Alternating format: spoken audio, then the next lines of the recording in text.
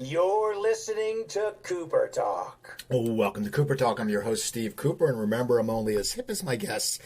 And I got to tell you something, people. Through this stay home, I'm usually a jeans guy, but through staying home for the last few weeks, I've become a sweatpants guy.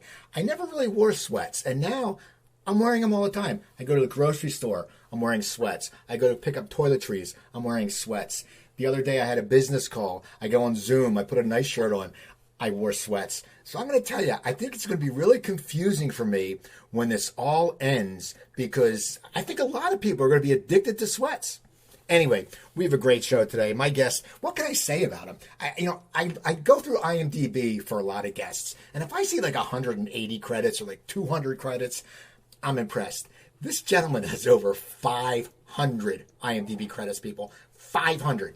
And my guest is Rob Paulsen. How you doing, Rob? Hey, man, I'm good. No sweat. I'm sorry, it was teed up for me.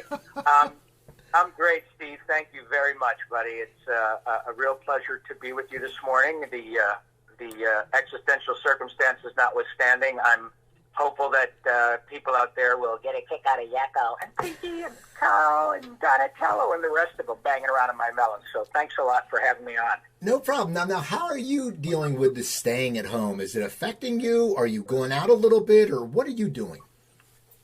Well, going out, we are definitely adhering to the guidelines set forth by pretty much the governor here in California, who said, "Look, stop it, just stay at home," and we do that.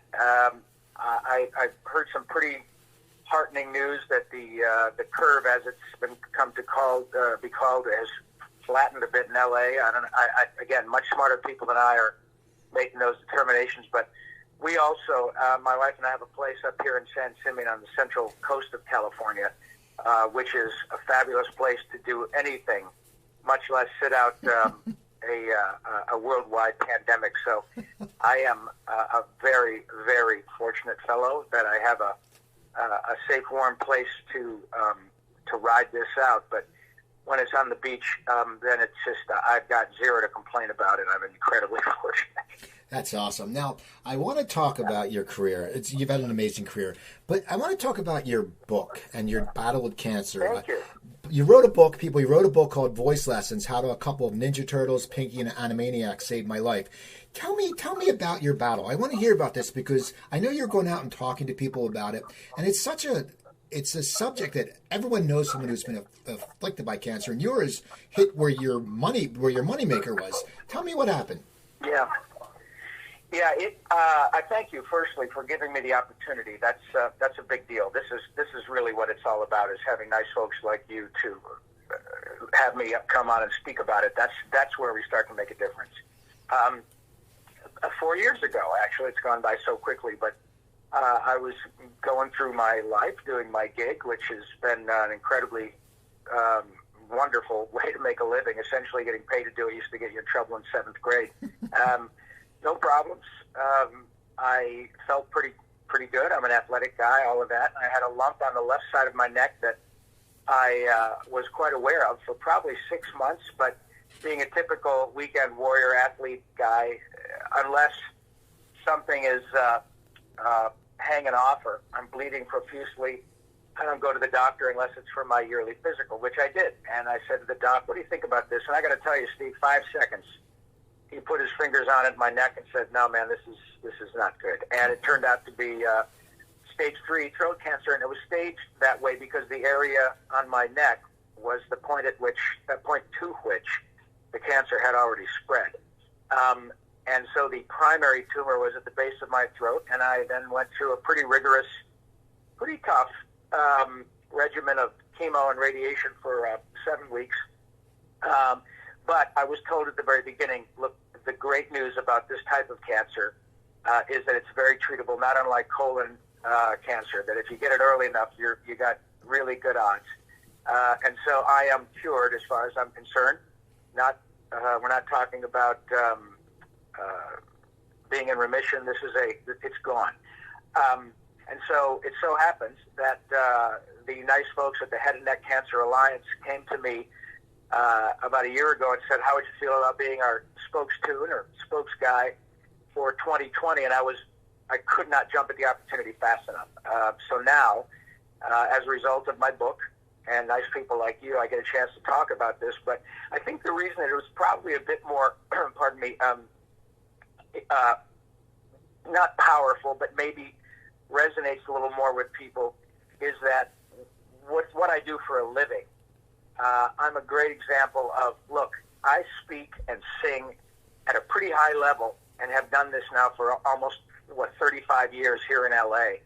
And there are hundreds of millions of people around the world that know these characters that I've had a part in creating. And if I can get back to doing this at this level after that sort of intense treatment, then I'm a good example of why you should have this looked at, because it's not only curable, but you're going to be okay. And I now have, gosh, silver lining isn't adequate. I have a platinum lining to my whole cancer experience. And also the fact that, as you said earlier, cancer touches all of us. It's so sadly ubiquitous, even more so than this dreaded COVID-19. And people have much more dire circumstances than I. So just the fact that it is cancer doesn't mean that it's not something you can't beat, and I'm living proof. Now, having cancer is very scary for you, but what was it like? Because when you heard it was your throat, and that's been your whole life, as I said, you've created iconic characters. What went through your mind at that point? What were you thinking when you first heard that diagnosis? Well, I have to tell you that neither I nor my wife nor my son nor the people who love me freaked out. None of us did. It was that a perfect example of that axiom that we make plans and God laughs. You go into your life and you go, yeah, I'm a badass. I've got my Emmy. I've got my awards. I'm doing my groovy thing, blah, blah, blah. And it's, oh, yeah? How about throat cancer? But I have to tell you, Steve, that not once did we freak out. I'm not saying that freaking out is a bad thing, because it's overwhelming. Okay? Everybody's got to deal with it.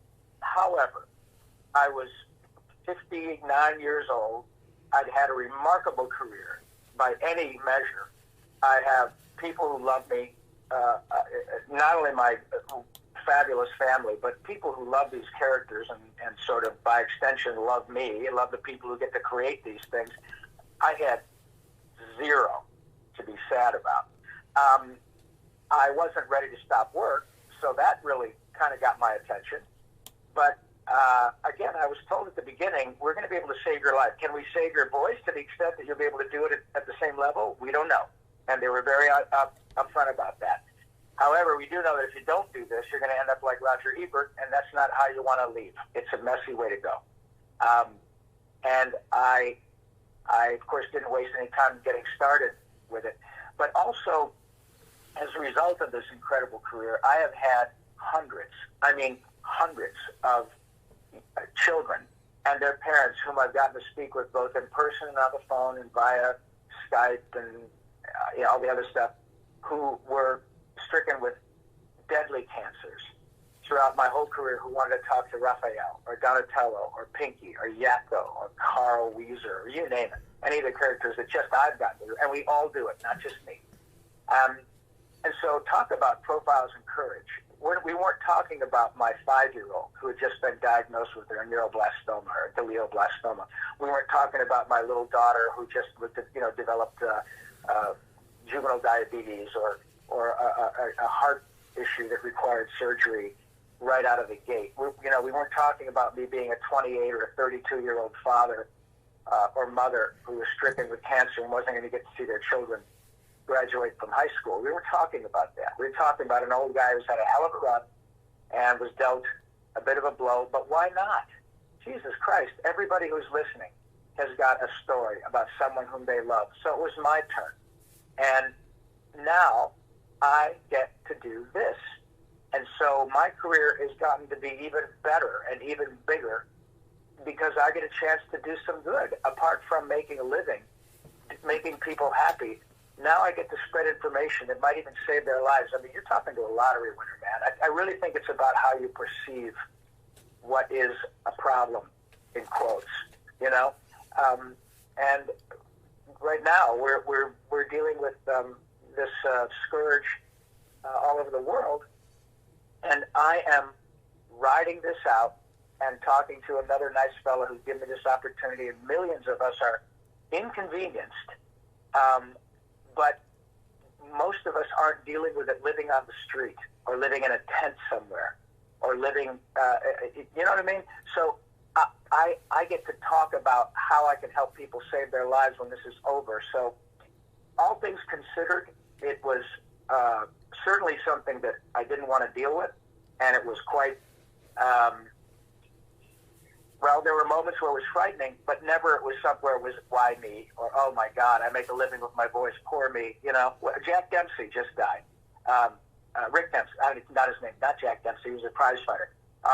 The guy who used to kick for the New Orleans Saints. Tom Dempsey. Tom Dempsey. Tom Dempsey. Great, the 63-yard field goal he kicked in his career, it used to be the longest on record, was against my Detroit Lions, which don't even get me started about feeling bad. But the point I'm making is that his parents knew that when this young man saw a predisposition for football, they thought, wow, he might have a hell of a foot. And he did. He was born with half a foot. And I love Tom's example. That's just remarkable. And so here I am with a guy who speaks for a living, and I was given a few lemons, and I found a way to make lemonade. And again, it's not just me. It's people like you giving me a chance to do it. So thank you for this glorious chance. Well, I got to ask you, you had this chance, and you've had such a great career. How did you get into voice work? When you were a kid, what did you want to do? Well, I wanted to be a hockey player. I grew up in Michigan. My hero's Gordie Howe. I love the Red Wings. Now they suck, but they were, they've sucked before. They were called the Dead Things for years, and I've been with them since 60 something. So I've enjoyed the down years and the big years. But that's what I wanted to do. And I learned at about 18, 17, having done some junior hockey and gotten to a certain level, that I had neither the talent, temperament, nor dental insurance to make a dime as a hockey player. The other thing that really floated my boat was performing. Not necessarily being a voice guy, but that's where I certainly derived a lot of joy from my soul, was to come up with character voices. But not necessarily thinking I'm just going to do cartoons. I moved to L.A. in 1978, ostensibly to do live action, and that's what I was doing. TV, movies, a lot of commercials, voiceover, whatever I could. I was a singer who became an actor, so I was doing a lot of demos for friends who would write songs and stuff like that.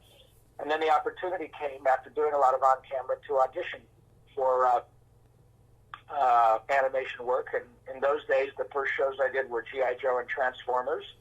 And it took me about 5 minutes to think, man, this is the gig.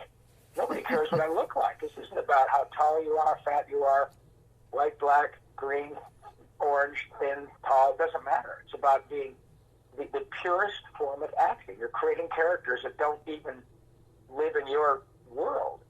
And I love that. And it didn't take me long to kind of jump in with both feet and let the on-camera stuff go, because I was starting to get a lot of work. But the more work I got, the bigger projects I got to work on. And so the Disney Afternoon came along, and all that stuff, and Gummy Bears and Darkwing Duck and Goof Troop. In fact, today, this is the 25th anniversary of a movie I did years ago called The Goofy Movie, in which I played a character called PJ, who was Max's buddy. And PJ and I are going to be on a Disney thing today, because D23, the Disney Worldwide fan club, is hosting this Friday. There's going to be a worldwide watch party of the 25th anniversary of the Goofy Movie. So a bunch of us, Bill Farmer, who's Goofy, and Jim Cummings, who's Pete, my dad, and a bunch of us are going to do a little thing this afternoon. But my point is that my timing was good. So after I did all the Disney stuff, Darkwing Duck and Duck Tape, you name it, man, Warner Brothers kind of did the same thing. And so I did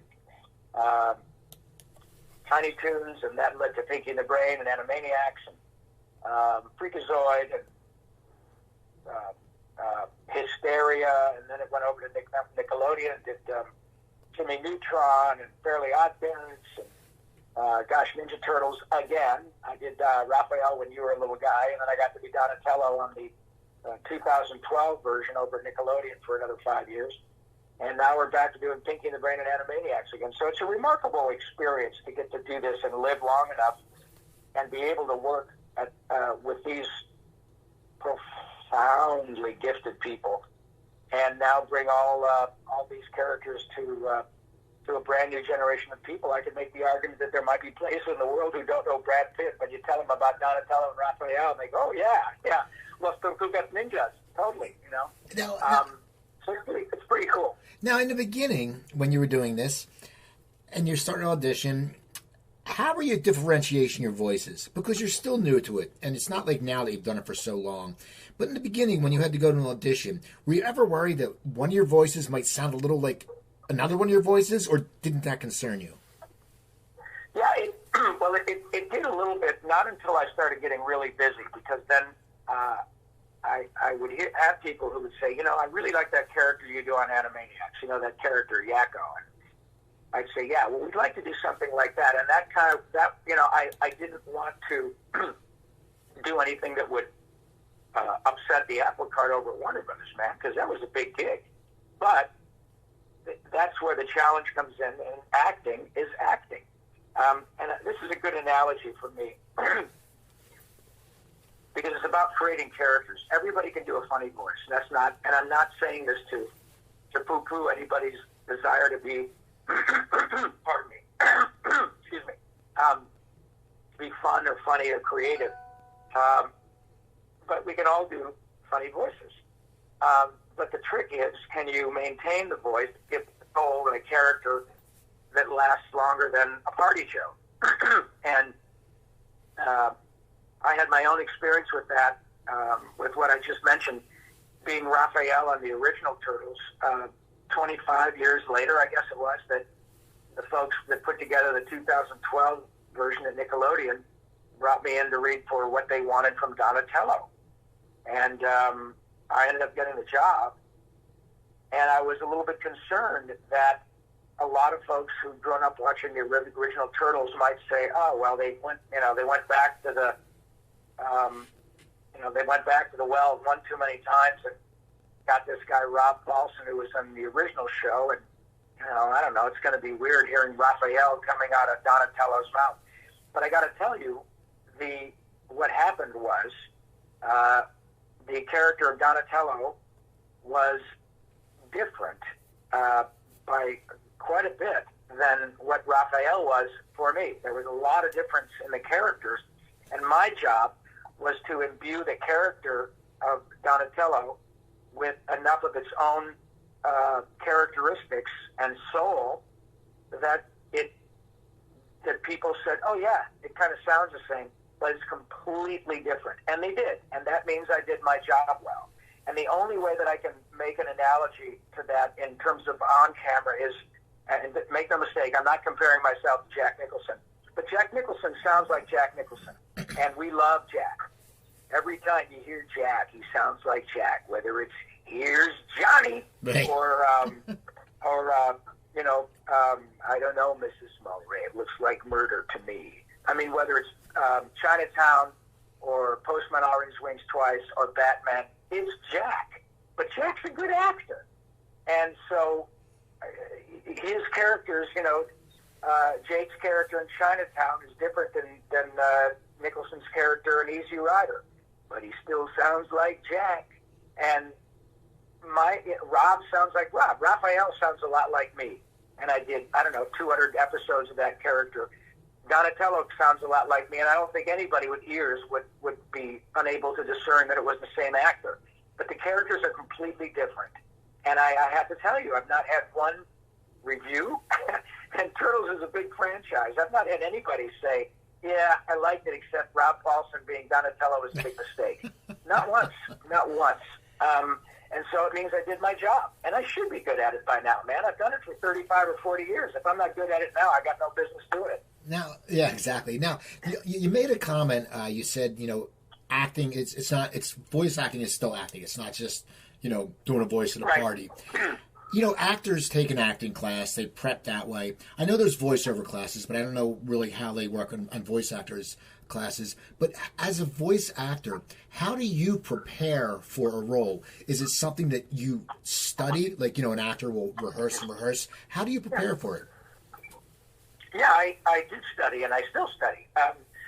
I did a lot of improv classes, the groundlings, a lot of theater classes, scene study classes here in LA for years and years and years. Lots of practical experience, hundreds of performances on stage when I was a kid. I mean, in my 20s, traveling around the United States and Canada before I moved to LA, and then, of course, doing a lot of live action stuff here. But I also, don't forget, I'm surrounded by the best of the best. I really did learn at the feet or at the vocal cords of the masters, as it were, because, pardon me, I'm the guy who makes my living, and I'm a little bit hoarse this morning. But I did. I got to work with the best of the best, and I still do. The people that check in on me, and we all checking in on each other, my friends, are Kevin Conroy as Batman, Mark Hamill as the Joker, Billy West called yesterday, Maurice LaMarche, the Brain, and Tress MacNeille, who's Dot and Babs, and the Crazy Cat Lady, and Nancy Cartwright, who's Bart from The Simpsons. All these people are my friends, and so we've all grown up together. John DiMaggio, Bender. I just talked to John the day before yesterday. So, we're all. It's almost impossible not to get better when you're around these people every day, for year after year after year. I mentioned about the Goofy movie later today. I'm going to be around, Jim Cummings. Look up Jim Cummings on IMDb, you guys. The same guy that's Winnie the Pooh is the Tasmanian Devil. How's that for range? And we're going to be talking to each other later today. And we play golf together. I'm around these people all the time. And so I learned by doing. I also study because I know I'm going to get better. And what I study are things that I pick up from other people I see on TV, people I listen to in the grocery store when we're not shut down. I swear to God, it's what all actors do. We are giant sponges. You've heard that phrase a lot, and it's really true. And it just makes me happy. I'm really no different at 64 than I was at 14 or at 11. The same things that make my soul happy now, that just make me laugh for the sake of laughing, are things that I put into practice at work. And so I get to work on new projects like Rick and Morty and other shows because Dan Harmon and Justin Roiland grew up saying, hey, someday when I have my own show, I'm going to hire Rob Paulsen and Maurice LaMarche, whom I love as Pinky and the Brain, but I'm going to have them on my show. And it turned out to be Rick and Morty. So we all, and I know I'm speaking for Billy West and Maurice and Tress MacNeille, all of us continue to find ways to get better and better and better. Because not only do we like to compete, but we got a Jones to do this gig. And we get to still play in the coolest sandbox in Hollywood. It is never not a really wonderful thing to do. So we know how lucky we are. And the traditional way is that actors prepare to get better. Scene study, doing theater, I still do it all. Myself and my partner Randy Rogel, pardon me, who wrote most of the songs that folks remember from Animaniacs, including United States, Canada, Mexico, Panama, Haiti, Jamaica, Peru. That song has become a seminal piece of American art. That 2-minute cartoon of Yakko singing all the countries of the world is a brilliant piece of animation. I got to sing it, but it weren't just about me, man. I can't draw stick figures. And look, I'm good at my job, but writing that stuff, that's the genius. And Randy and I have a show that's licensed by Warner Brothers, and we get to take the music of Animaniacs around the country and perform it with orchestras. That is a gas. And so I'm back to doing live stuff now too. So it's always learning. Every time I do a live show, I learn something that helps me in my next show. I'll get to do a bit that is spontaneous, and I'll think, ooh, shove this in your mental Rolodex, because the next time this circumstance pops up, you know you're going to get a laugh. And it's a work in progress, and I love that. Well, explain to me the live show, because that must be a great feeling, because people are coming in, they know the character, they love the character. Yeah. How do you get ready for that? Because you're not going into a studio, you're not going to a sound room, you're going live, and there's no retakes. How do you get ready for that? I think by what I just said is that by doing it for a long time, I love the sort of feeling of doing it without a net. I love that. There is, as any performer will tell you, there is something about when it's showtime. Just like Roy Scheider and Fosse, showtime. There is nothing like it. Whether 50 people show up or 5,000, once it's time to go and have 25, 30 different songs committed to memory, you're going to do certain things that things may break, whatever, you're ready to rock and roll. And it's just a blast. And the cool thing is that we don't dress up like the characters. You ought to walk out there in a pinky suit. But all I have to do is say, hey, God, look at all the people. And everybody flips out. And it is nothing short of fabulous. And it happens every single time. Randy's music is just timeless. And whether I'm singing The Countries of the World or It's a Great Big Universe and We're All Really Puny, We're Just Tiny Little Specks About the Size of Mickey Rooney, people love that. And we play the cartoons behind us on a big screen. We interact with the crowd. We do Q&As afterwards. People bring their stuff for us to sign. It's so great. And it's not just Animaniacs stuff. People stand in line for me to sign their Rick and Morty stuff and their Ninja Turtle stuff. That's a 30-year gap. And I got to be part of all of it. And what happens is the mean age of the audience is reflective of the audience at home. The people who come to see us live are 7 or 8 years old and 78 years old. It's incredible. We get 2 or 3 generations of fans who want to hear about Ninja Turtles or Animaniacs or Pinky and the Brain or how the songs were made or songs that didn't make it and blow your mind when you hear them, songs that will be coming out of the new versions of the shows. The fan base is very, very supportive, and it's huge, really big. And it's just a gas. Well, now you mentioned Mutant Ninja Turtles, the people that show up. How did you get that part? Was it a long audition process? Yeah, it was just a regular audition. In fact, myself and Townsend Coleman, who ended up being Michelangelo, and we did another show together that was really fabulous called The Tick. I was Arthur, and Townsend played the title role. And he and I were working together on a show called Fraggle Rock, an animated version of the Jim Henson Show, which I don't think was nearly as good as the Henson Show, but nonetheless, we were working on it. And the director came in one day. His name was Stu Rosen, and Stu said, "Hey, you guys, I'm auditioning this show based on kind of an underground comic called Teenage Mutant Ninja Turtles. You're going to get a phone call from premier agents, and I'll see you guys at the audition next week." And we auditioned and got a few callbacks, and one thing led to another, and boom, we got to be part of Ninja Turtles. But I mentioned Mark Hamill earlier. You know, everybody knows Mark Hamill as the savior of the universe, but Mark was the Joker on Batman for 20 years, and often talks about, he's a total geek, a total fanboy with all things pop culture.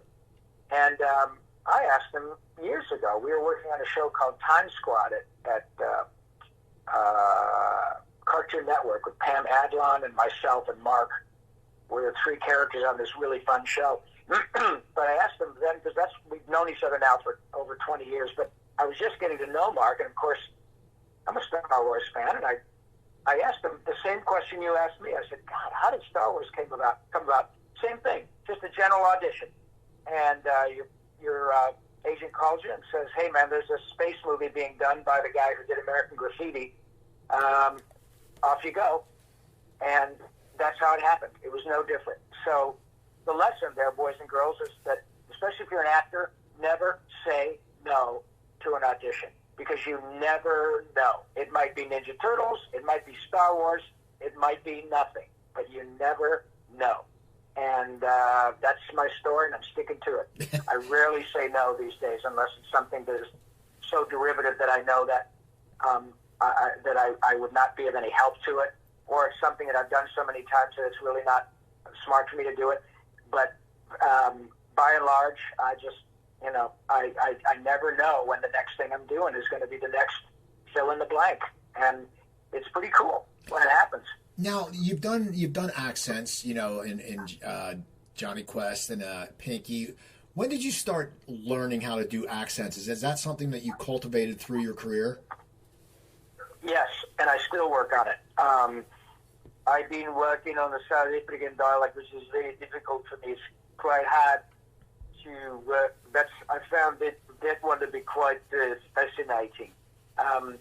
Very difficult, but yeah, I was a kid. My heroes were Victor Borga, Jonathan Winters, the Pythons, Peter Sellers, the Goon Show, and so Peter Ustinov, guys who did remarkable dialects. And I was just really transfixed by all of them.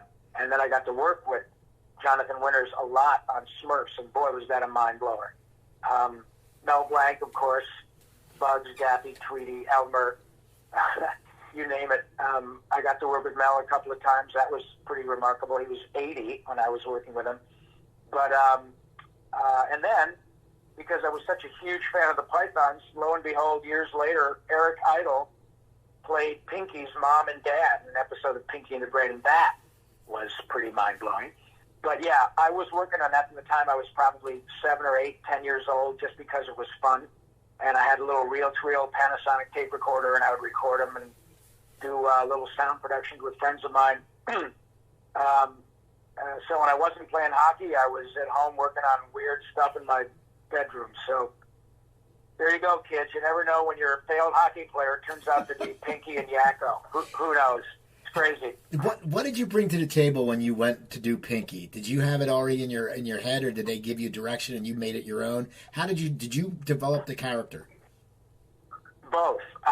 You kind of hit the nail on the head. When you're auditioning for a character on a show that has a lot of the right ingredients from the get-go. I mean, you're at Warner Brothers Animation with that pedigree, and then you've got Steven Spielberg involved, and say no more. You know you're already going to be dealing with the best of the best animators, the best musicians, the best composers. So when you get down to the nitty-gritty, and you might be considered for a job on that show, the producers and the writers and Mr. Spielberg all have input. But my choice of having Pinky have a British accent was just something again, as a result of my love for the Pythons. And it wasn't my only audition. I mean, I did a bunch of different things. Don't ask me to remember them because I don't. It was 27 almost years ago. But I know that I had 6 different callbacks over a 2-month period. And there were lots of other stuff for both Yakko and Pinky. And I also played a character called Dr. Scratch and Sniff, whom I stole from Peter Sellers because my favorite movie of all time is Dr. Strangelove. But I know that I stole that character from Peter Sellers, and when he was the character of the doctor in the wheelchair. And it worked for Animaniacs. But there were a bunch of other things that I threw at the wall. And when we got right down to it, Tom Ruger, who created the show with Mr. Spielberg, gave me a lot of room, and they settled on Yakko and Pinky and Dr. Scratch and Sniff, and I'll be forever grateful. It was a remarkable experience, and it's turned out to be a lifetime of joy. And, boy, you're talking to a lottery winner, Steve. Now, the shows were so big, and people don't know who you are, and it would take, it takes a certain person not to sit there and tell everyone, "Hey, I'm the voice of Pinky." How do you deal with it? How do you deal with it personally? Because anyone who's in entertainment, we crave attention, and for you, everyone knows who these characters are, but they don't know you. How did you deal with that? Well, firstly, you nailed it. It is you know what, Steve? It's a conundrum only if you allow it to be one. I have always had, I think, a fairly healthy ego. And I remember my mother, whom I miss every day. I miss my dad about once every 5 weeks, and he would totally get that. But I remember my mother saying, when I was starting to get pretty good at this, and I was getting, to be in, people would ask me to be in their bands or be in plays and stuff when I was a kid. And she would say, honey, just remember, if your horn is worth tooting, somebody else will toot it for you. And I never lost track of that. I thought, she's right. If you're really any good at this, you don't need somebody else to tell you, you don't need to be the one to tell your friends and family and yourself. You know when it's good, and you know when it's not. But in terms of other people, it really means a lot more coming from somebody else. It never excited me to be able to say, hey, guess what? I'm the guy who did blah, blah, blah, blah, blah. I knew when I played well in a game, in a hockey game, and I knew when the best player on the team took a moment to say to me, dude, you really, that shot you let go, that rush you let up the ice, you really played it. And that made me feel good. So I learned that at an early age, because I was not the best player on the team, obviously. And then I remember telling myself, because my mom, again, asked me, when I started to work a lot, she said, wow, I guess you really made it, honey. And I know what she meant. She meant because I was able to buy a house and cars and braces on my kids' teeth like normal people. But for me, it was about being congratulated or included by people whom I admired. And I always told my parents that I would feel like I made it when I was respected by the people whom I respect. And when that started to happen, that is a feeling unlike anything that I ever would have gotten by tooting my own horn. To be able to get a compliment from people whom I would stop what I'm doing to go listen to, or make it a point to say, I don't have any work today. I'm going to go watch this woman record. I'm going to go watch this woman sing because she really is bee's knees. And then to work with this person and say, hey, man, wow, where did you come up with that? That's really what this is about. And you know what? It turns out that in the long run, it's come full circle because of nice people like you and the IMDb and, going to doing tons of live performances and Comic-Cons all over the world, which will hopefully come back. But every time I go somewhere and sing the countries of the world, somebody videos it and puts it online. And now I can be at a farmer's market here in San Simeon. It happened a couple of months ago. I was buying some tomatoes. And this sweet kid from a farm somewhere in Paso Robles says, are you Rob Paulsen? Yeah, are you with the IRS? How do you know me? He said, oh my God, I'm a huge fan. All my friends, man, we watch you and I've been getting videos and probably even podcasted. So it's changing because of the nature of social media.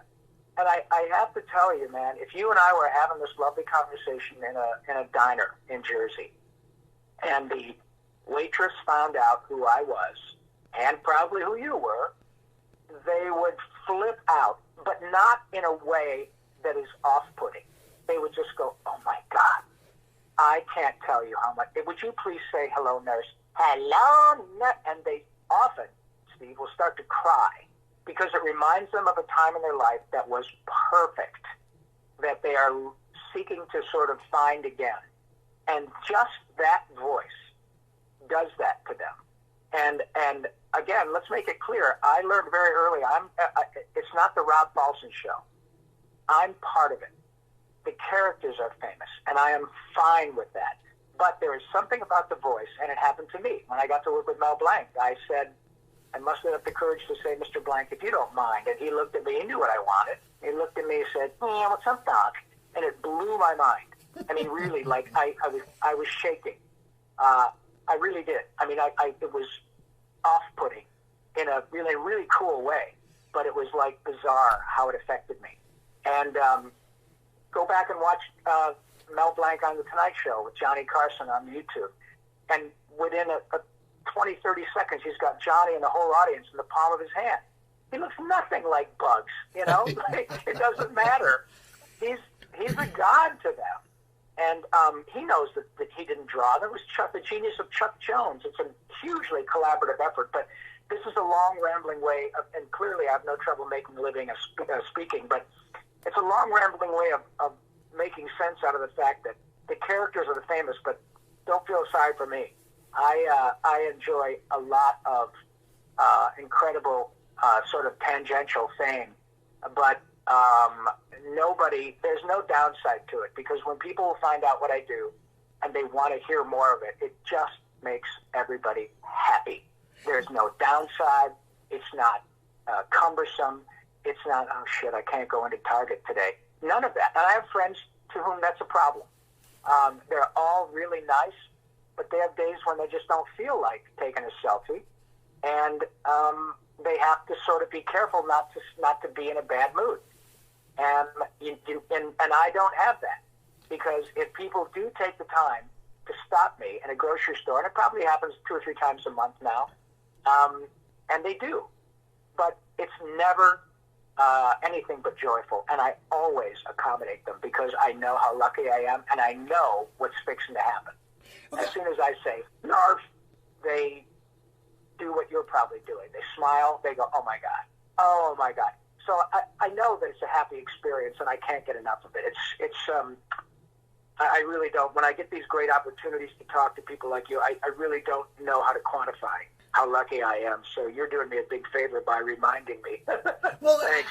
I got a question for you. Besides the characters, you've done voiceover work too. Like, what are some of the voiceover campaigns you've done?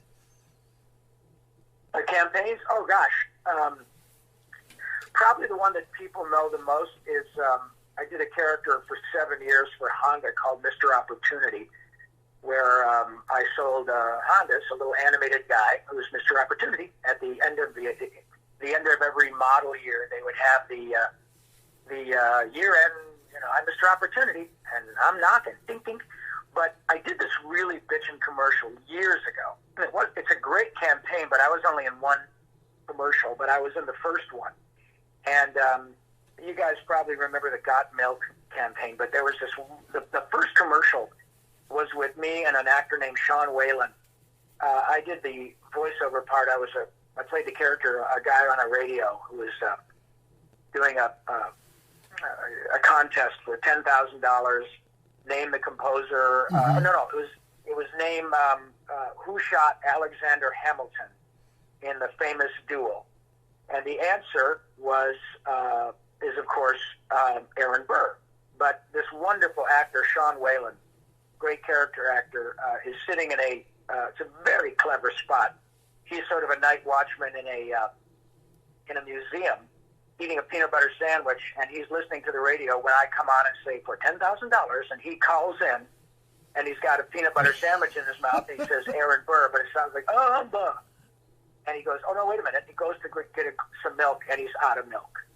And I'm the guy who say, I can't understand what he's saying, and so I say, oh, I'm sorry, better luck next time, click. And then they cut to him, and he's saying, and then the guy comes on and says, got milk.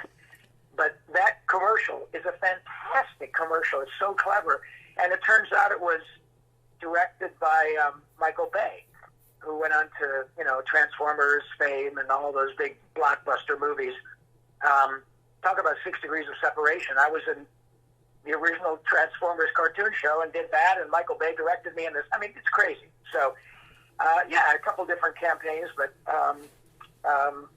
you just never know when the next cool one's coming along. But again, it doesn't matter. Nobody cares what I look like. They don't care that when I was a kid, they didn't care that I was a skinny-looking kid from Michigan at 25, and now that I'm an old, skinny guy from Michigan, they don't care what I look like. So it's a pretty cool gig. Now, what's the difference in the sets? Like, when you're in an animated show, it's probably a lot more fun than when you're doing an ad campaign.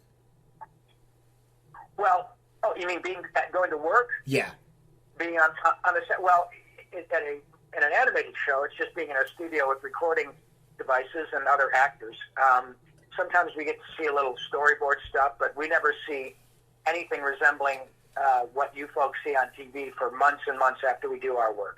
All the animation is done to fit what we do initially in the studio. That way we're not limited by what's on the screen. We can improvise, and writers can tweak a line, and then the animation is done to fit what we do. But when you go to work on a movie set, of course, if you're working on something like Beetlejuice, it's a fantastic set. Or The Grinch, it's all just fantasy. Depending on the movie, it's just a lot of lights and stuff. And the great thing about animation is you're not limited by the daylight. You can work on things and knock out 2 or 3 shows in a day. I would go from working on Animaniacs in the morning to Fairly Odd Parents in the early afternoon, and The Mask in the late afternoon. So that often happened. And it's pretty cool to go and work in several different worlds in one day.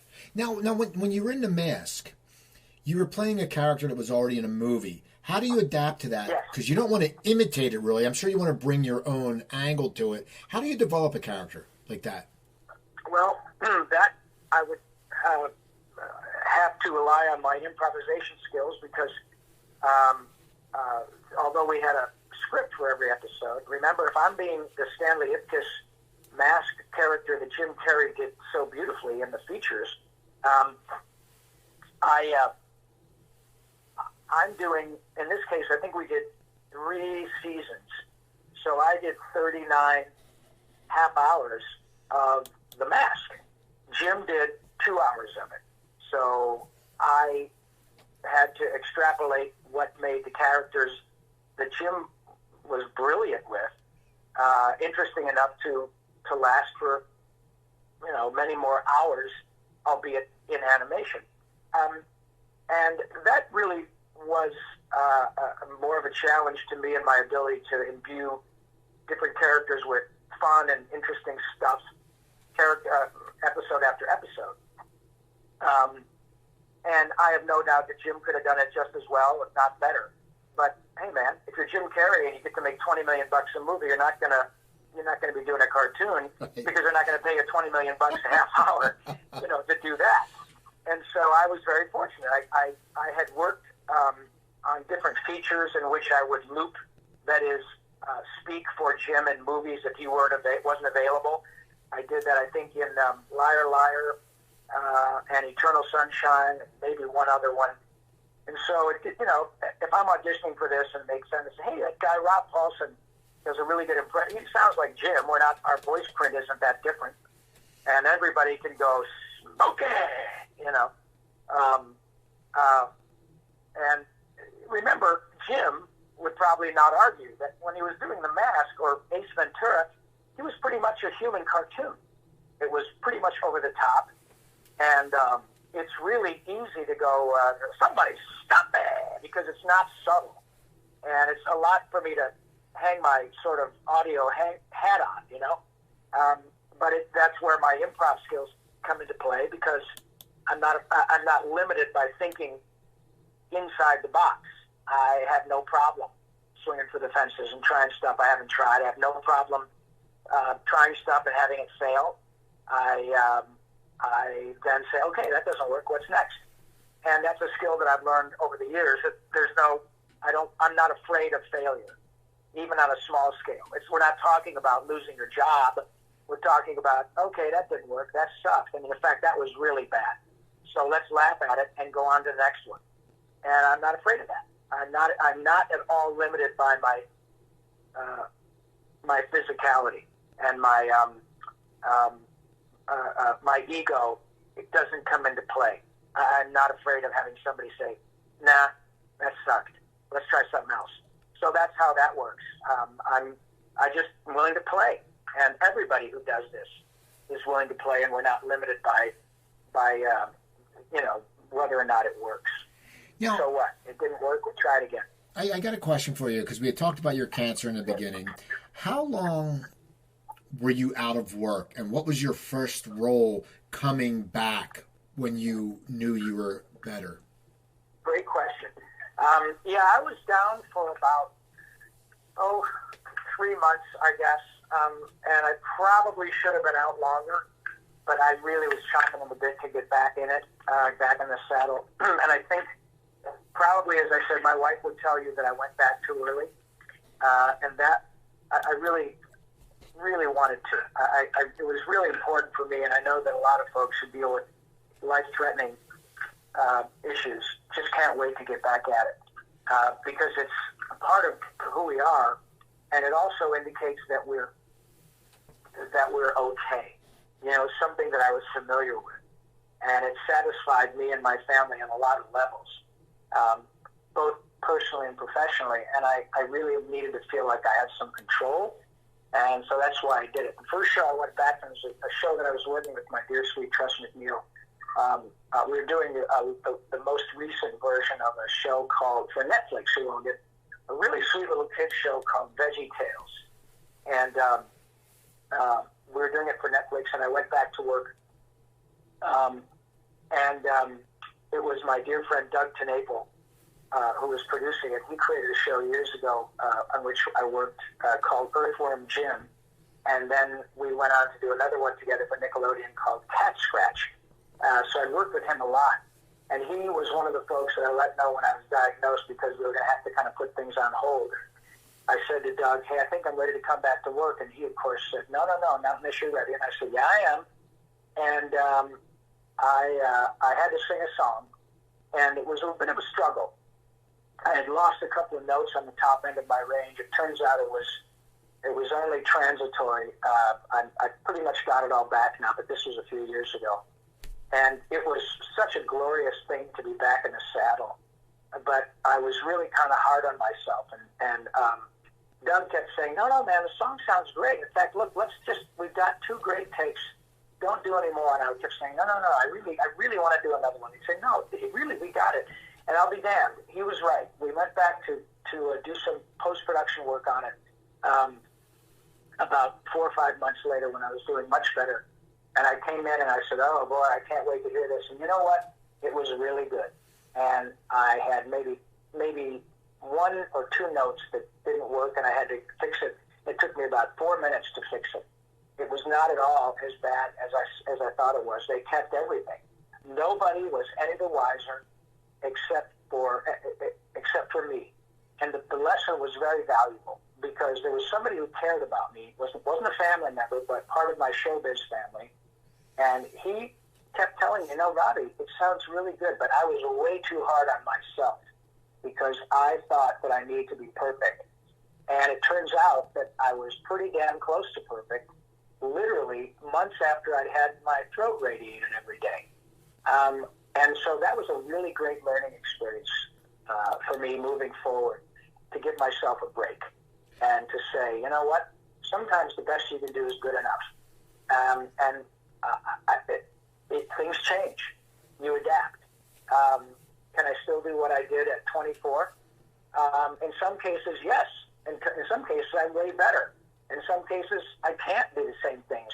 But you know what? I remember hearing, I'm a big rock and roll fan. I remember hearing Led Zeppelin do their one-off concert 10 years ago or 12 years ago, when Robert Plant was a bit old, probably about the age I am right now. And he didn't sound like Robert Plant in 1973, but he was fantastic. And he made choices that were utterly appropriate because the notes he hit, and some of which he could still do, but some of which he couldn't. It didn't matter because he was doing it at such a high level with such soul that no one else could do it that way. And the truth is, no one else can do what I do this way. No one else can do what you do your way. And I learned that sometimes the very best I can do is good enough. And that is what the audience is left with. And so it's a huge learning curve that lasts until we punch our ticket. And that's the truth. Before we go, I got a question for you. You do a lot of Comic Cons and, you're out and about. People know you. Who gets the biggest reaction of your characters? That is a great question. People generally ask, which is your favorite character? And I say the next one because it means I'm working. Right. But I have to say, if I had to pick one, probably, well, let me take that back. For years, I thought it was probably Pinky or Yakko. Animaniacs is huge. something about Ninja Turtles that is imbued in the souls of millions of people.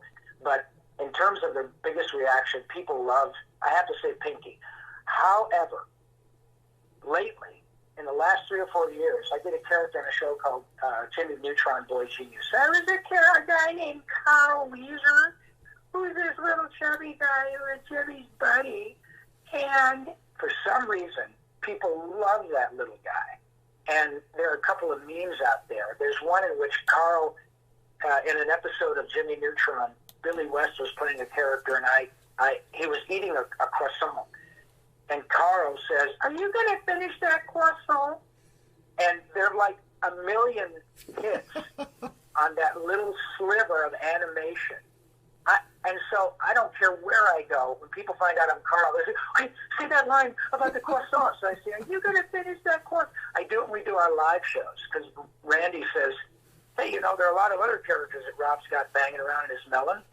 You guys know Jimmy Neutron." I start talking, and everybody says, "Say that croissant." It's Jesus Christ. It's the craziest damn thing I've ever seen in my life.